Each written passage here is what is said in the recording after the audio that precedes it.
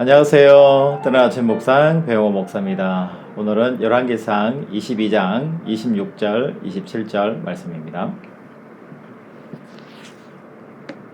이스라엘의 왕이 이르되 미가야를 잡아 성주 아몬과 왕자 요아스에게 끌고 돌아가서 말하기를 왕의 말씀이 이놈을 옥에 가두고 내가 평안히 돌아올 때까지 고생의 떡과 고생의 물을 먹이라 하였다 하라.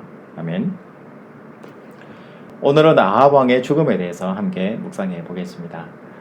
여러분, 아합 왕이 22년 동안 북이스라엘을 다스렸는데 내용이 상당히 많이 나온다라는 것을 알 수가 있죠. 다른 왕들도 나오긴 하지만 그 중에서 많은 장을 할애해서 아합 왕에 대한 이야기가 나온다라는 것을 알 수 있습니다.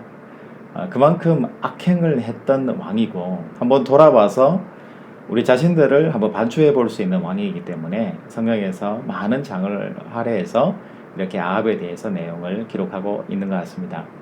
하나님의 아합 왕에 대해서 여러 번 돌이킬 수 있는 기회를 주신 것 같아요. 왜냐하면 왕이기 때문에 하나님이 세우신 왕이기도 하고 백성들을 잘 이끌고 나가야 될 영적인 지도자이기 때문에 왕에게 대해서 관심이 많으시고 또 사랑을 쏟으시고 회복되고 돌아오기를 원하시는 하나님의 사랑의 메시지를 우리가 아합 왕을 통해서 볼 수가 있는 것 같아요. 암몬 전쟁에서 전혀 이길 수 없는 상황인데 두 번이나 이기게 하셨잖아요. 그럼에도 불구하고 나봇의 포도원을 빼앗는 악행만 저지르는, 그러면서 이세벨의 또 악행과 우상 숭배를 통해서 더 악한 길로 가는 이 아합 왕의 모습을 봅니다. 전쟁에서 이겼기 때문에 아람이 쉽게 쳐들어오지 못해서 3년 동안은 괜찮았는데 이제 4년째 되는 해에 아람 군대가 다시 이스라엘로 쳐들어올 기세가 있습니다. 그럴 때 남유다의 여호사밧 왕과 또 아합 왕이 연대를 해가지고 연합군을 만들어서 먼저 선제 공격을 통해서 이 전쟁을 빨리 끝내자라는 이야기를 아합 왕이 하게 되는 거예요. 전쟁을 할 때 습관처럼 관습처럼 선지자들에게 전쟁에 이길 수 있는지 또 언제 나가면은 좋은지에 대해서 묻는 이제 관습이 있는데요. 그 당시에 시드기야라는 또 거짓 선지자가 있는데 이 선지자에게 물었더니 반드시 전쟁에서 이기고 왕이 승리하고 돌아온다 라는 이야기를 한 거예요.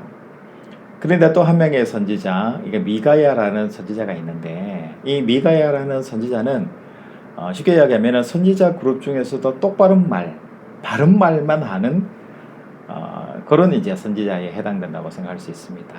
두 번의 아람 군대와의 전쟁에서 승리 이후에 그리고 나봇의 포도원을 빼앗은 다음에 아합 왕에게 가서 직서를 고하고 그것은 하나님이 보시기에 빼앗은 것이고 잘못된 것이다 라고 분명하게 하나님의 메시지를 전한 사람이 또한 미가야 선지자지 않습니까?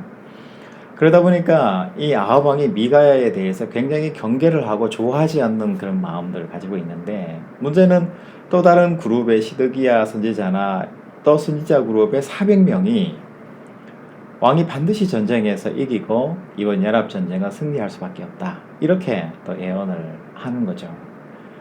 그랬을 때 부정적인 말을 꼭 한 건 아니지만 그 빌미를 통해서 이 미가야라는 선지자를 때리고 또 옥에 가두고 고생의 물과 떡을 먹게끔 가둬버리는 결과를 가져왔습니다.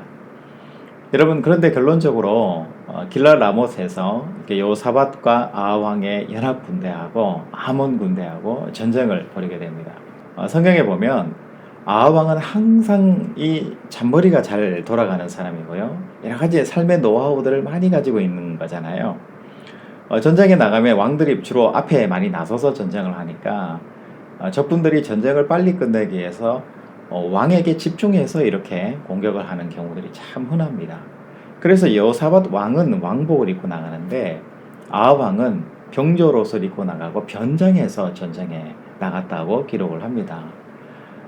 죽고 싶지 않았던 거죠. 오래 살고 싶은 거고 전쟁에서 좀 잡는 기술을 발휘해서 뭔가 생존율을 높이기 위한 아합 왕의 그런 계략 전술이라고 이렇게 생각해 볼 수 있습니다. 그런데 문제는 하나님의 말씀이 심판의 메시지가 있고요. 아합 왕이 죽으면 개들이 그 피를 핥을 것이다. 그리고 그 안에 이세벨 또한 개들이 먹고 핥을 것이다. 이렇게 이제 예언에 적혀져 있는데요. 그 예언대로 됩니다. 아합왕이 전쟁터에 나갔는데 병졸 옷을 입고 있으니까 아합왕인 줄 모르고 있는데요. 그래서 성경에 보니까 한 사람이 쏜 화살을 이야기해요. 그 사람이 장군도 아니고 어떤 누군지도 모르는데 한 사람이 화살을 쐈는데 갑옷 솔기에 맞아서 아합왕이 피를 흘리다가 죽습니다. 여러분, 갑옷 솔기라는 것이 어느 부위일까요? 갑옷이 이렇게 있으면 그 이음새 부분이 있어요. 그 부분은 굉장히 약한 부분이 아니겠습니까? 그 부분에 화살이 정확하게 맞아가지고 아합왕이 피를 흘리면서 죽게 됩니다. 마치 다윗과 골리앗 싸움에서 다 갑옷으로 뭉치고 있는데 이마 부위에 겨우 이제 조금 빈틈이 있는데 그 사이에 하나님이 정확하게 다윗의 물맷돌을 때리게 하셔서 골리앗이 넘어지게 되는 그런 역사가 있지 않았습니까? 그와 마찬가지로 아합 왕의 아주 작은 그 갑옷의 솔기 사이를 화살이 뚫고 들어가서 아합 왕이 죽게 되는 결과를 맞이하게 되는 거죠. 여러분, 아합 왕의 이 죽음에 대해서, 심판에 대해서 하나님은 마지막까지 심판하시고 죽이시고 보복하시는 분이시다가 정답이 아니에요. 하나님의 마음은 아합 왕이 마지막까지 돌아오기를 원하시는 거잖아요. 아람 왕이 쳐들어왔을 때 두 번 아합을 사랑하시고 백성들을 사랑하셔서 전쟁에서 승리하게 하시잖아요.